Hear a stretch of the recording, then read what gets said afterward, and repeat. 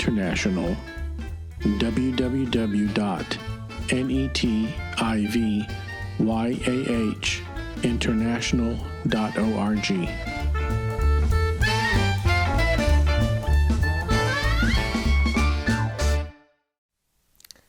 Shalom, my name is Joseph Shulam, and we're continuing the weekly study of the Torah portions that are being read in every synagogue around the world. Together with Brad TV, this is a major project, and today, this next Sabbath, we'll be reading from Genesis chapter 12 on. And I want to go back a little bit to the background of this event that is a major event in the Bible, that God is calling Abraham and his family to leave their country, their family, their culture, their language, and essentially go on to a land that he doesn't even specify in the beginning that they have to go to. He just tells him, get up and go. Get up and go to a land that I will show you. Leave your father, your mother, your family, and go to a place that I will show you. No address is given to Abraham at the beginning.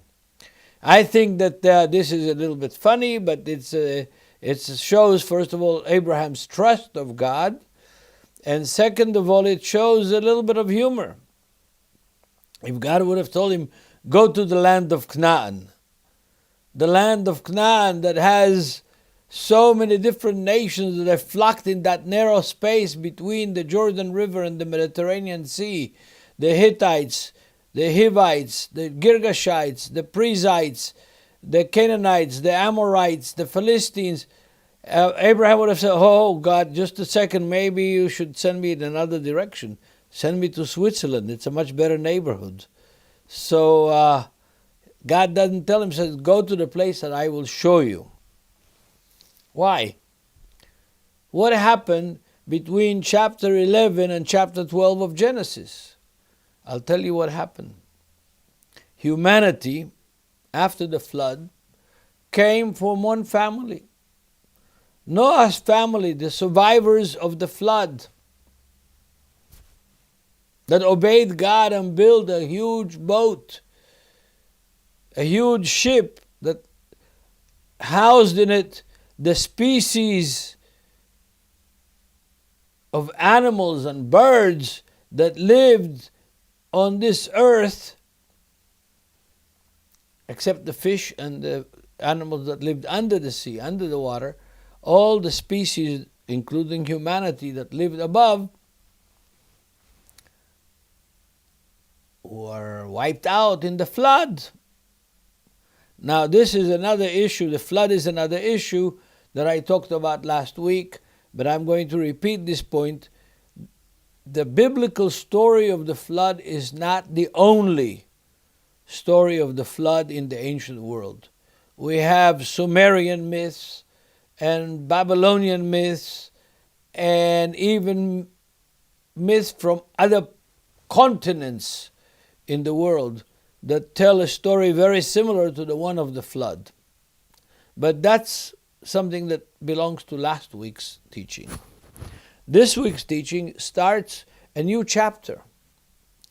God had condemned the world for these reasons. One is humanity that was united with the same language and the same culture had decided that they don't want God to rule over them.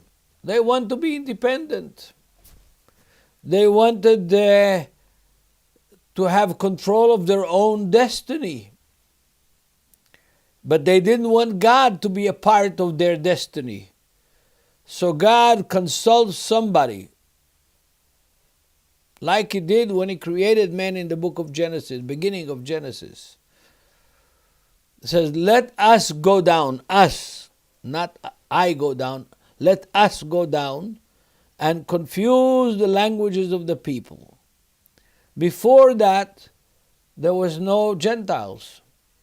They were all a part of the same human family. No nations.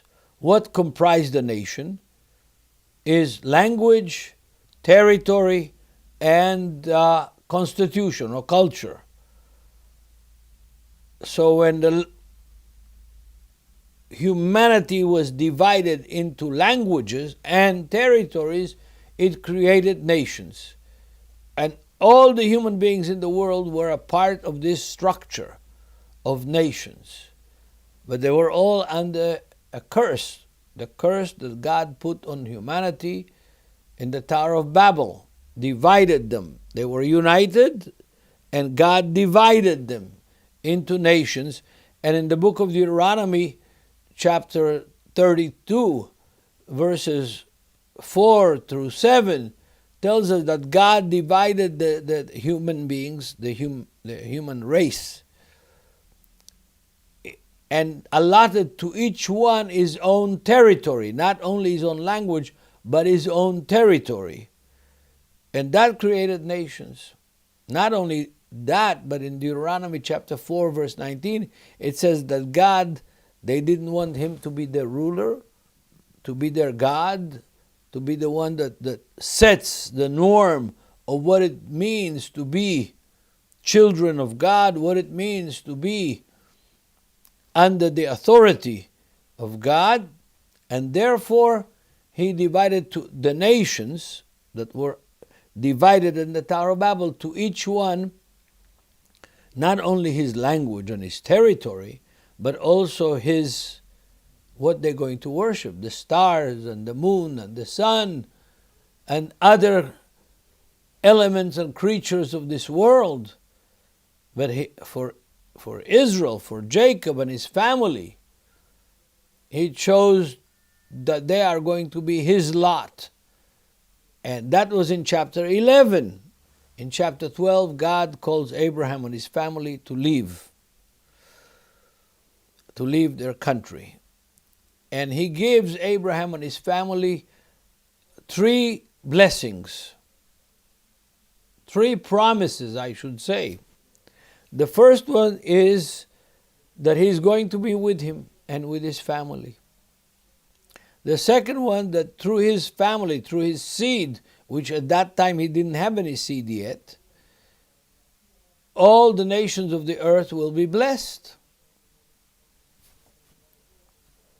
All the families of the earth. The same promise is repeated several times in the book of Genesis. It's repeated to Abraham several times, like in chapter 15, and in chapter 13, and in chapter 22, and then to Isaac in chapter 26 of Genesis. So this promise is not repeated one time. It's repeated several times by God to Abraham and to Abraham's seed, more than any other promise in the Bible.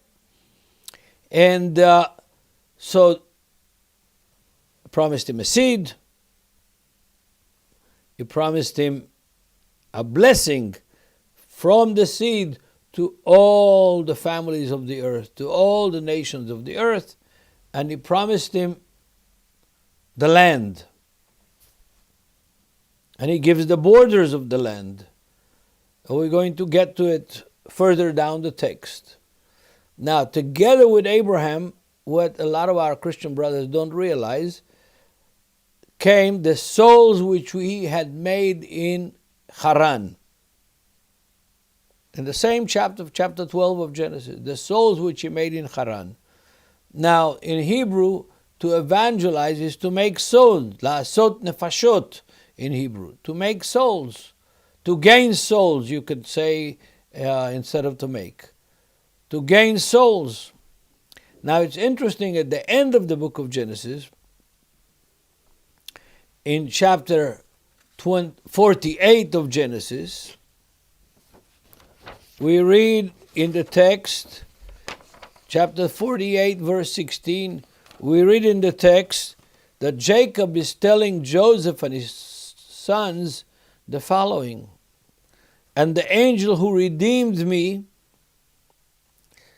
from all harm means an angel of the Lord, or somebody sent by God who redeemed me from all harm. Bless these children, in other words, the children of Joseph, that they may be recalled or called in the name of my fathers, Abraham and Isaac, and may they be teeming multitudes upon the earth. Now, the word multitudes in the Hebrew text is a very interesting word. In Hebrew is va'idgu. The root is dag. Dag is fish. The translators in this context of the Bible to other languages didn't understand the term. What does it mean that they would fish among the nations of the earth? They didn't understand it, so they translated, what is fish? Fish multiplies. One fish can send thousands of eggs into the water, and fish multiplies, so they translated multiply among the earth. But this is the source of Yeshua's statement to his apostles when he sends them to become fishers of men. Like who? Like Abraham. That's an interesting thing that, most people who don't know Hebrew and don't understand the Hebrew Bible miss because of the translations. So together with Abraham came a multitude of people. The souls which he had made, he has evangelized in Haran. That within itself is a very interesting issue. How many souls did he evangelize? How many people came with him from Haran together with Sarah and Lot and his family to the land of Canaan? Well, we have a story, not in this portion, but in the portion following, in chapter 14 of Genesis, that Lot had moved from the mountainous area of the central ridge that starts in the Jezreel Valley, starts south of Nazareth and ends up in Hebron, central backbone of the land of Israel. Lot moved to the Dead Sea. What today is the Dead Sea. It wasn't dead at that time. It was the most fertile part of the country. Lot moved with his flocks and with his shepherds and with his family to the most fertile part of this country, which was before it became a Dead Sea after the upheaval of Sodom and Gomorrah. Maybe kind of a huge nuclear event that turned over the most fertile part of the land into the harshest desert in this part of the world, the Judean desert. So how many people did come with Abraham? That group that is called the souls which he had made in Haran. How many people?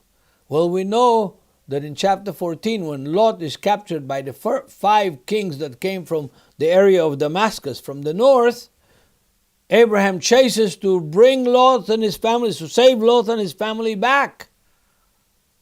He chases those 5 kings and he has a small army. How many people? 318 men between the age of 20 and 50, the army age, that could fight. He chases those 5 kings and rescues Lot and his family.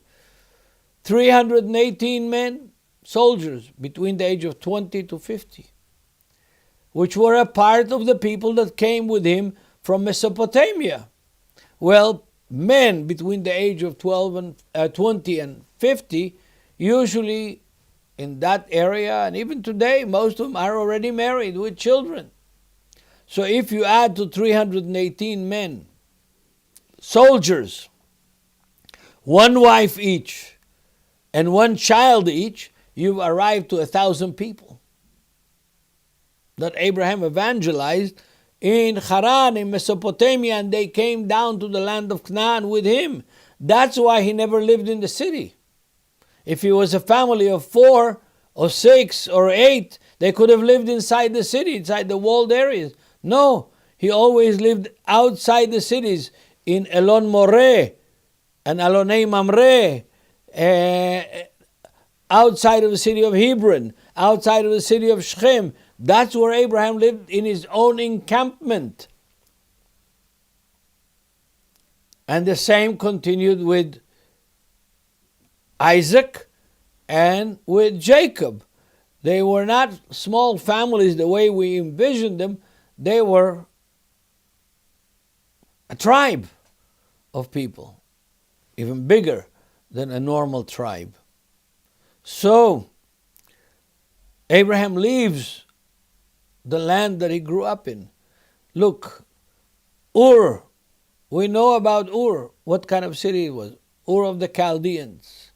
It's in Iraq, sitting on the great rivers of the Euphrates, between the Euphrates and the Tigris rivers. The Jordan River would look like a ditch compared to the Euphrates and the Tigris. Yeah? It would look like what the Americans would call a creek. Not a river, not even a river. They would call it a creek compared to the great rivers of Mesopotamia. Imagine this. Abraham leaves Ur, which was like leaving New York or Mexico City or Sao Paulo, Brazil. Yeah? And he comes to this land, which is a total mess.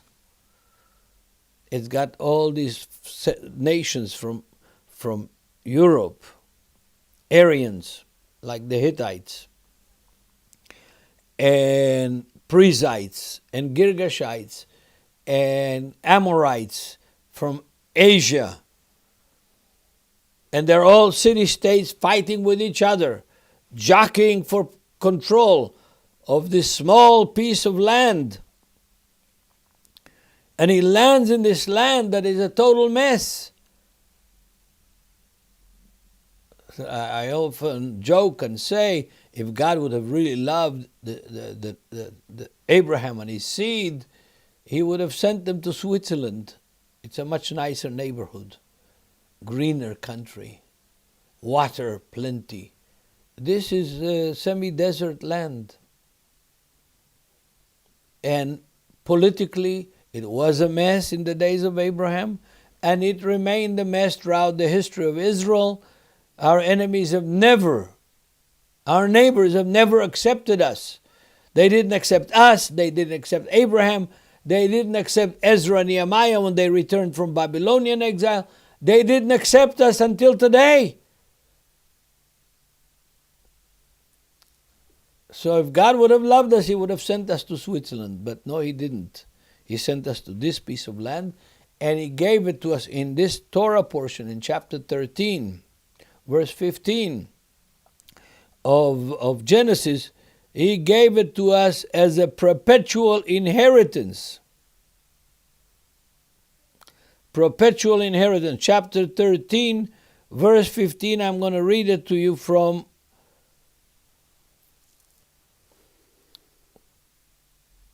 the Hebrew translation of the text, not from the King James, but from the Hebrew translation. I'm reading from chapter 13 from verse 14 on. And the Lord said to Abraham, after Lot had parted from him, raise your eyes and look out from there, where you are, to the north, to the south, to the east, and to the west.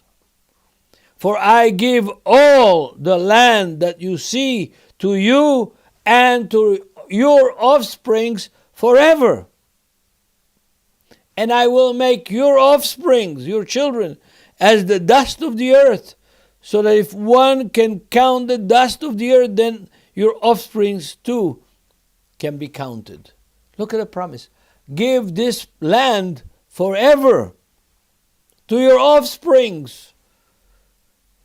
Listen, I believe the Bible from Genesis chapter 1, the first word in the beginning, to the last words of Revelation chapter 22,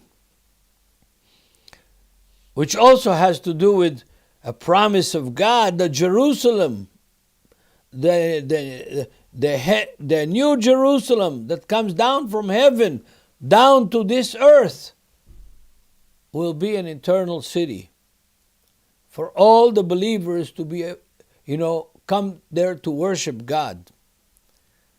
So I believe the words that God tells Abraham here, and again in chapter 15, and again in chapter 22, and again in chapter 26, and again and again and again and again and again. He repeats it to Jacob all the way down to chapter 28 of Genesis, and all the way to the end of the book of Genesis, and again through the prophets of Israel.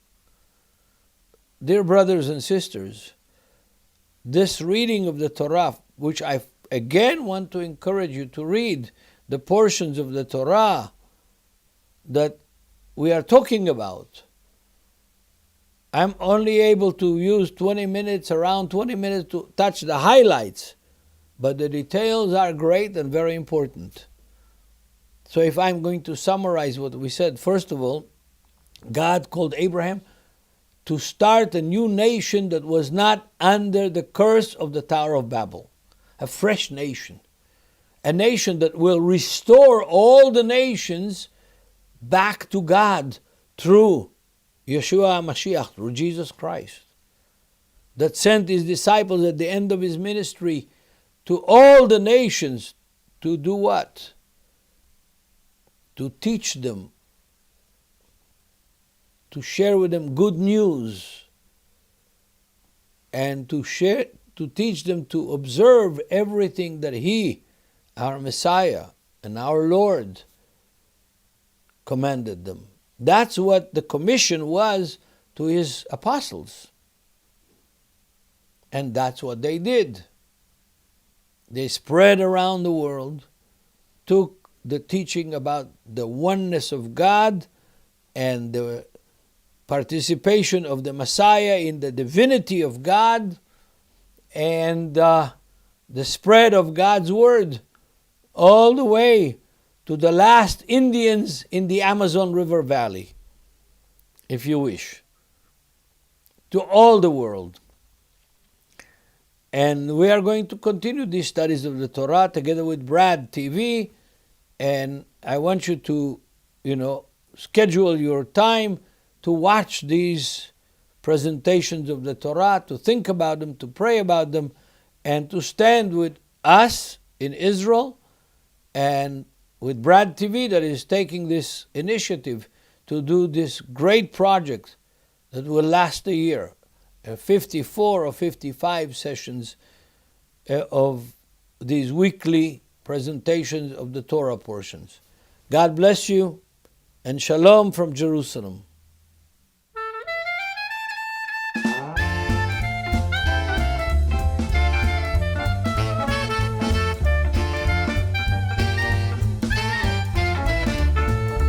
Netivyah International, www.netivyahinternational.org.